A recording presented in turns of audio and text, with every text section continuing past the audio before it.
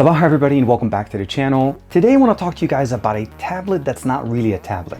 I'm actually talking about this guy. This is the Toughbook G2. This actually is a PC, a Windows 10 PC running on a 10-inch tablet. But the benefit here is that it's modular. You can actually replace almost all of the components on the back of the actual unit. Not only that, it has a keyboard feature that enables it to become a laptop. Also, it has a dock that enables it to become a desktop PC.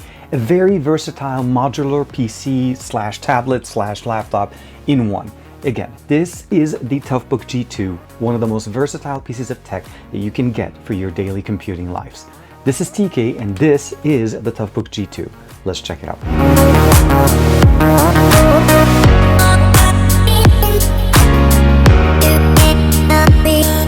Like and subscribe and make sure you hit that bell icon so that you're always notified to whenever we have new videos on the channel. So this is the Toughbook G2. It's actually a very powerful PC. Let's go ahead and take it out of the dock and we'll talk about it. This is actually an optional dock that enables it to become a laptop. So you can actually dock it in here. All of the buttons that we have at the bottom here are very functional and you can lock it. So let's go ahead and put it in. And once you lock it, it actually becomes a single piece. The good thing about it is you have a touchpad, you have all the buttons that you normally expect from a laptop, as well as the front-facing speakers that we get here, access to full touch on the Windows 10 interface, still functional, as well as the ability of using the pen stylus that we have in here with functional buttons on them as well. So not only does it work with touch, it also works with the pen input as well as the keyboard. Now, what we're looking at here is essentially the core, or essentially the heart or the brains of the entire unit. This is the 10.1 inch 1000 nit display. So this is essentially the computer. This is the Toughbook G2. And what you're getting here is, again, 10.1 inch display, 3 modular extension areas. So there's different areas on the back, and those are the ones that are on the back that we're able to remove. So we have the ability of replacing the battery, replacing the SSD, and of course, the main component here that enables us to change the modules that we have in here, on top of the fact that we already have a lot of ports in here. And as far as what we're getting here, there's a few options in here. There's a model that comes with an i5 processor as opposed to an i7, so you can choose one or the other. 16 or 32 gigabytes of RAM as far as the capacity there, 512 all the way up to 1 terabyte, and the cool thing about it is it's easily replaceable by this module that we have in there. And as far as the actual connectivity, we have obviously Wi-Fi, all the standard PC configuration, but also a dual SIM, one physical and one eSIM for internet connectivity, and it is FirstNet ready, so that means for responders and so on, this is going to work perfectly fine. 18.5 hour rated battery that is also interchangeable, so you're able to basically have a stack of those, and I'll show you guys some of the accessories that Toughbook sent me out to be able to check out with this.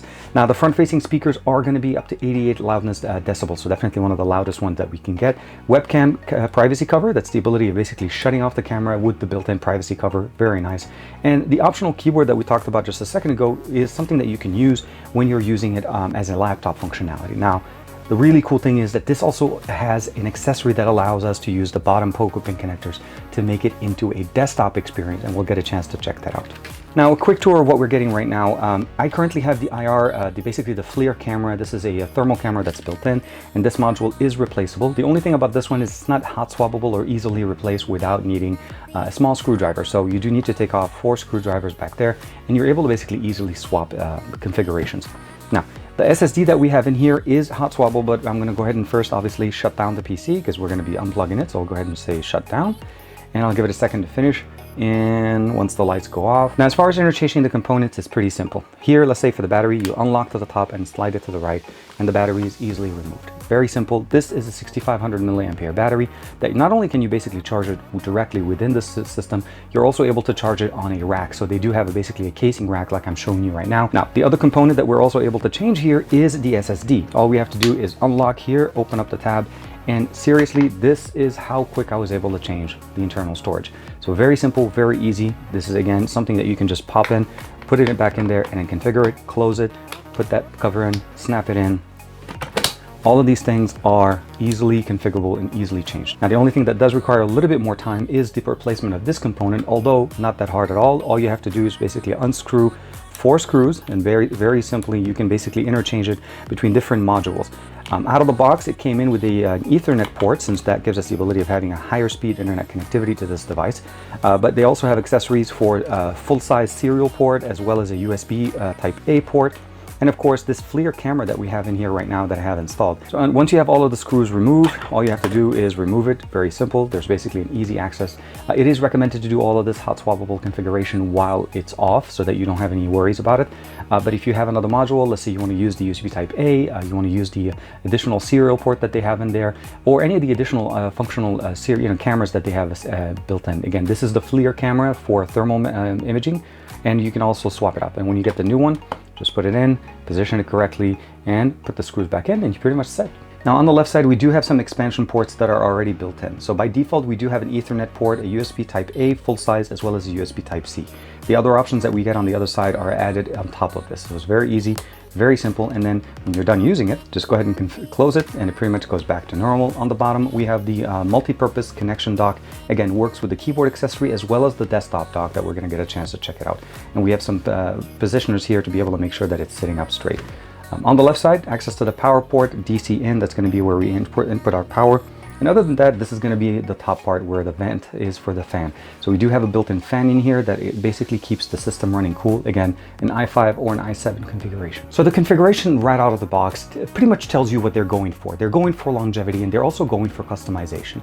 So the system that we get here, again, you can pick it up from either an i5 to an i7, 16 to 32 gigabytes of RAM, 512 all the way to 1 terabyte. And of course, you have the ability of using the I/O to be able to add additional storage if you want to. The dock that does actually work with this has two options. There's the dock for the laptop, which is the one I showed you at the beginning. And that one actually gives you the ability of just converting this into a keyboard slash display. So like a mini laptop. It still gives us all of the functional options that we get from a standard laptop. So we have the ability of powering the actual system from a power plug on the keyboard itself, as well as the ability of accessing all of the shortcut buttons, the customizable buttons on the bottom right next to the speakers, as well as the one on the right side. So you're not really missing out a lot. But where this actually becomes even more powerful, let's say you're in the field and you're finishing your work and you go back to the office, you don't want to keep working on a smaller laptop. Let's say you want to work on a full, let's say 27-inch, 144 hertz, QHD resolution display. This supported it out of the box easily.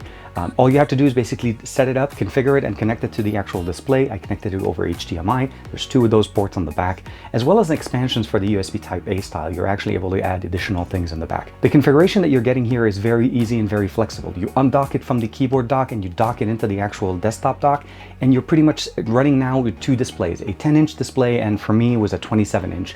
And the customization there was extremely simple and easy to use. Keyboard and mouse configuration, as well as webcam, all of those things worked perfectly fine. And you're able to basically work in more of a standard desktop experience. So this truly takes it mobile computing to the next level, because not only does it work in the office, it works on the go as a tablet by itself. And one of the options that I really liked about them is the fact that they actually include this little accessory, which enables it to actually have a nice little grip on the back of it. So you can definitely use this with the tablet without even needing any of the docks, or connect it to the laptop dock, run it as a laptop, use it as a tablet, or use it as a desktop PC. Very, very versatile.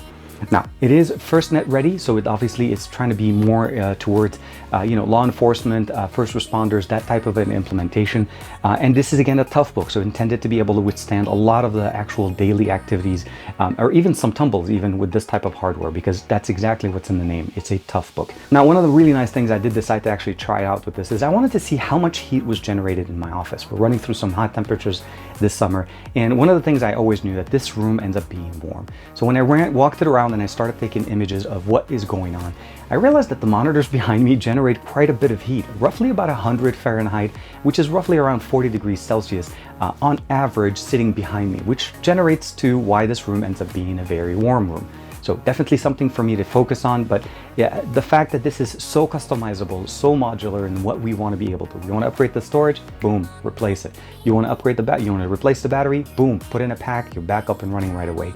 You want to change the camera attachment? You want to add another Ethernet port, a full serial port, NFC contactless payment, all of that easily done on the go without needing pretty much, other than a screwdriver for the camera module, but the rest of them are easily basically unattached or basically unhinged, put them back in, and you're pretty much set to go. So let me know what you guys think of the Toughbook G2. For me, I'm super excited for something like this to be existing, because for me, whenever we talk about laptop or mobile computing, we're always confined into a pre-configured shell or pre-configured configuration that companies sell us. Toughbook and Panasonic are trying to give us the ability of picking whatever we want and supporting it for the extended amount of time that we want to be able to use this. So Again, thank you to Panasonic for allowing me to check out the Toughbook G2. Let me know what you guys think in the comments below. I'll see you in the next one.